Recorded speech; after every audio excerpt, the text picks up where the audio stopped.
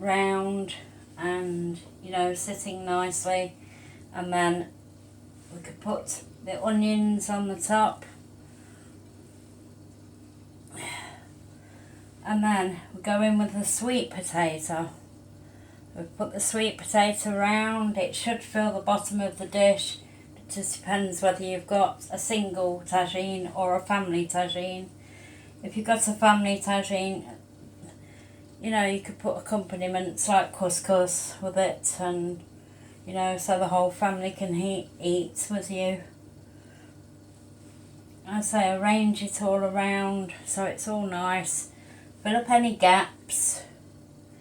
You know, you need to incorporate all of the flavours of the tagine there. And as I say, salt, tiny bit, pepper all around. And I like my pepper. And then Moroccan seasoning.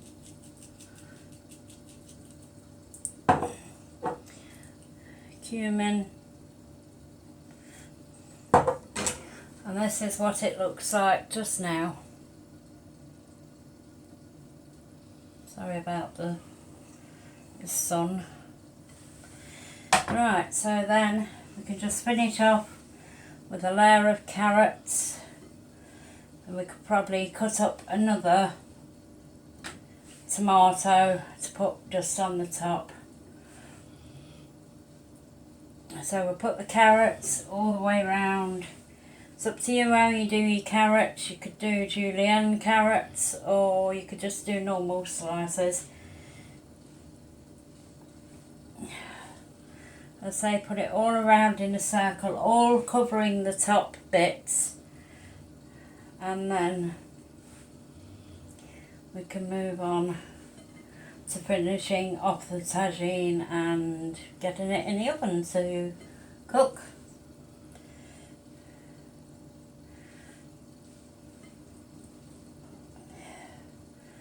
All the way around.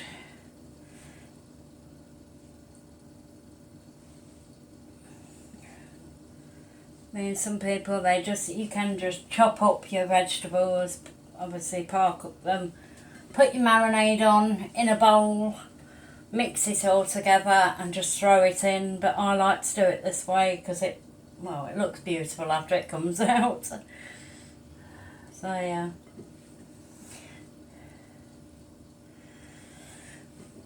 I'll say, fill up all the gaps where you see the other vegetables, and just, if you've got a few left over, just put them here and there until you've used it all up. So what I'm going to do is I'm just going to cut up one more tomato.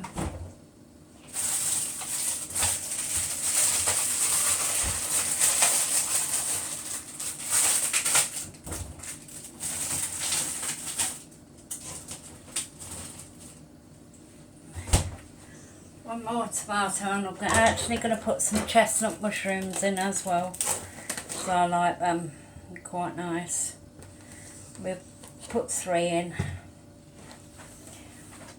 Excuse me. Right, so obviously don't forget to wash your mushrooms because you can get bits on at the supermarket like that. So I'll just wash these. There's one.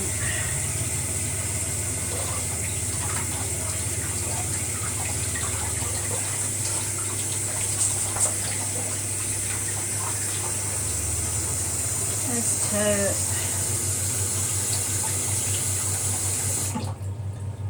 And there's 3. Obviously, if you can't get some of the muck off, you can cut it off and discard it. So I'll just cut the bits off that have not come off, cut them off and discard them. And I'll probably do the 3 stalk bottoms because they don't look very nice.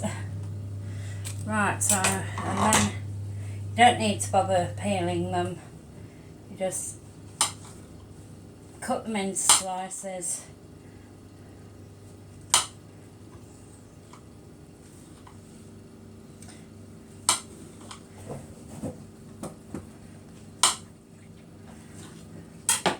Obviously put them on the dish.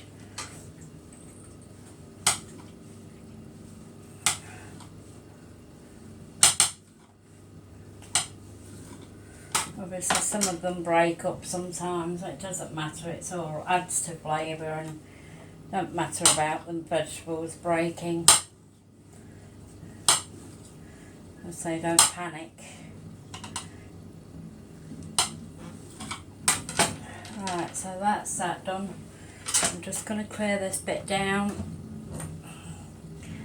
before I chop another second tomato.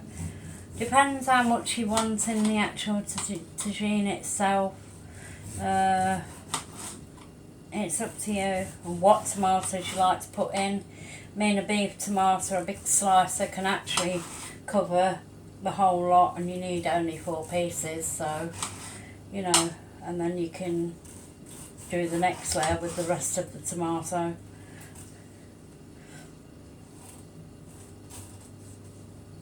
So try and get as many slices out as possible.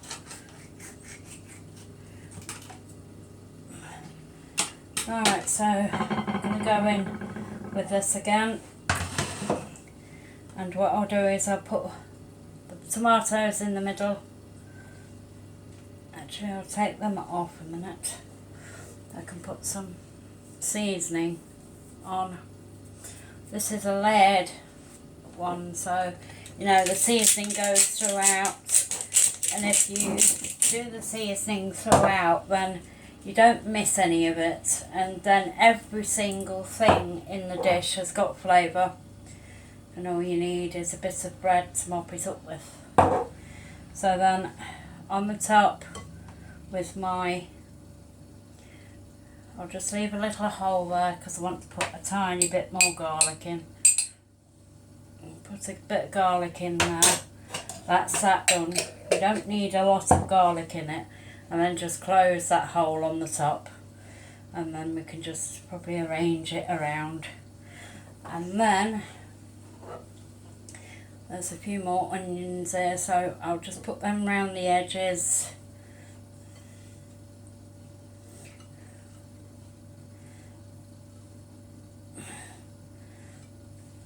And then obviously arrange my mushrooms around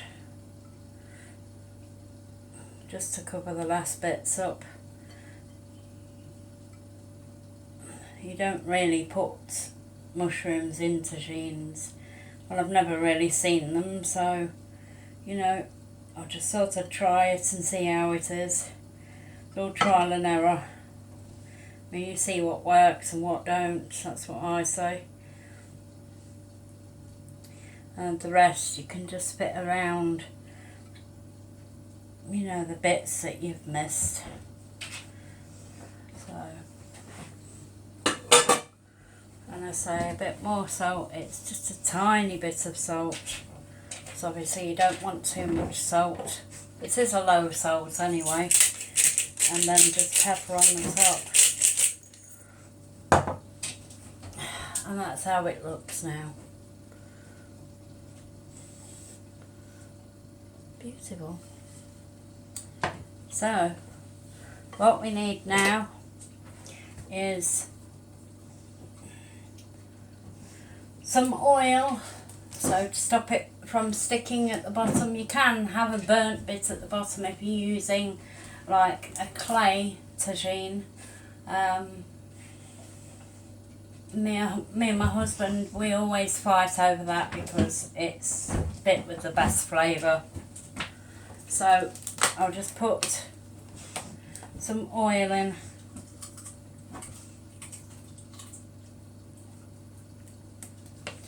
That's all you need, and when it's cooking you can put some water in the top of it just to top it up, the vegetables.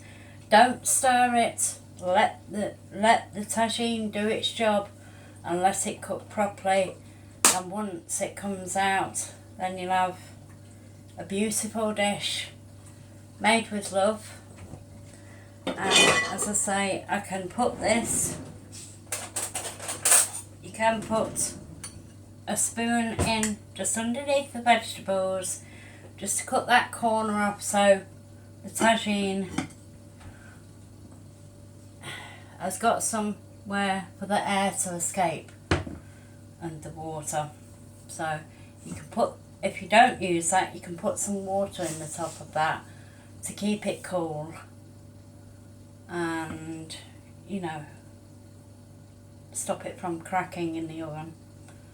So I'm going to put the tanjia and the tanjia meat, tagine vegetable into the oven, and I see it in 6 hours to do what it looks like and how it is. Okay.